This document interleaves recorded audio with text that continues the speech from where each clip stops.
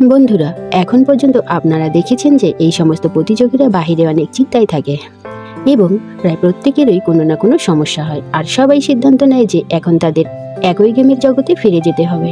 সবাই ওই কার্ডে দেওয়া নম্বরে ফোন করে এবং তাদের নিজ নিজ গাড়ির জন্য অপেক্ষা করে। পরের পর্বের নাম ম্যান উইথ দ্য আমব্রেলা।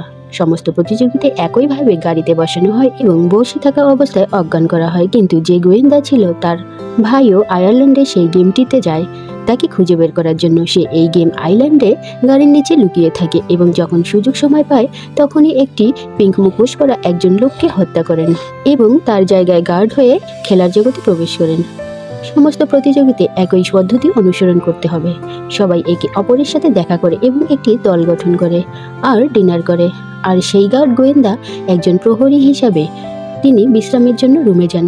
তারপর এই মেয়েটি সাঙ্গুর পকেট থেকে টাকা চুরি করে আর অন্য মেয়ের সাহায্যে ছাদের দেয়ালে উঠে দেখে কি হচ্ছে। তারপর সে দেখতে পায় যে রান্নাঘরে অনেক জিনিসপত্র এবং অনেকগুলো চিনির শরবত তৈরি করা হচ্ছে।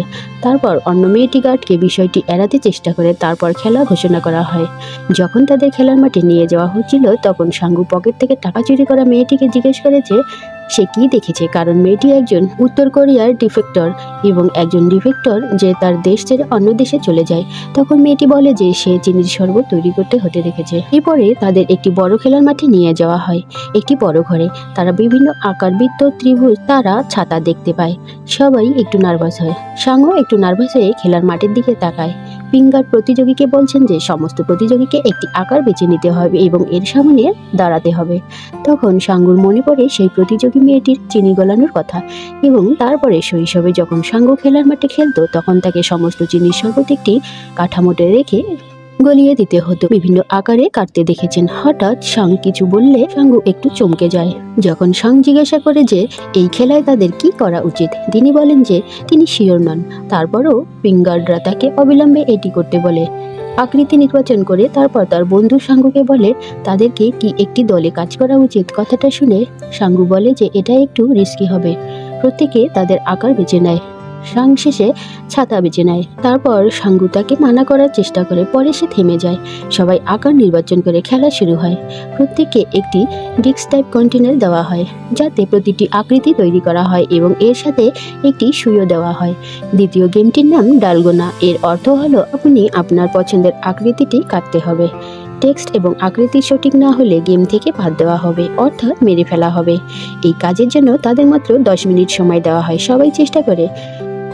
যারা এটা করতে পারে তারা রক্ষা পায় এবং যারা পারে না তাদের আবার হত্যা করা হয়। সাং এর শেপটির আকার কিছুটা কঠিন দেখা যায়।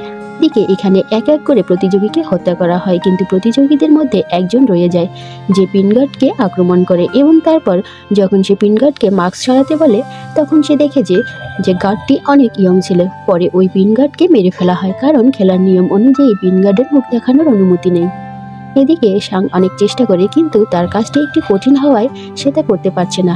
পরে সাং এমন একটি কৌশল নিয়ে আসে যেখানে সে তার জিহ্বা দিয়ে চেটে চিনির শরবত গলিয়ে দেয় এবং অবশেষে তার শেফের আকৃতি বেরিয়ে আসে। সে খুব খুশি হয় এবং তার দলের সাথে যায় আর জানতে পারে যে তারা সবাই নিরাপদ।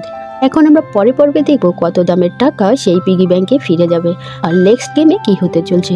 তো বন্ধুরা, ভিডিওটি ভালো লাগলে অবশ্যই একটি লাইক দেবেন এবং চ্যানেলটি সাবস্ক্রাইব করে পাশে থাকবেন। ধন্যবাদ।